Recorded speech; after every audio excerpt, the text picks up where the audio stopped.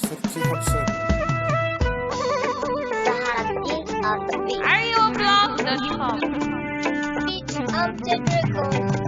Ina gane duniya sai da masoyiya ke zama kalau, sannan na ji duniya gun mai kaunar ka za ka ce salam. Abin duniya kudu sun fana'un kamar kiɗan alam, to ni ma masoyiya zan bayyana miki na zama kalau. To jirgin masoya za ka wuce zo ka karbi sakona, da na tara gayya wasiku ne za ka kayo mai sona.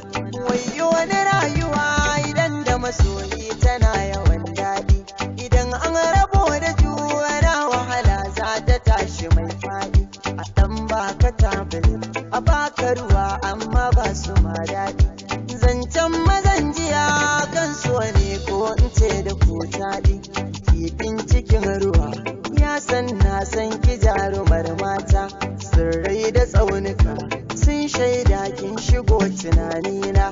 Idan na yi farin ciki ya aike ce sannadinsa ba hauki, idan na yi bakin ciki ki ce mini in zo gidan kuma yaki. Ki dan ba da tallafi domin ƙaunar ki ta yi min zurfi, a domin guje kishi mu bar gulbi kin gafar da mayafi.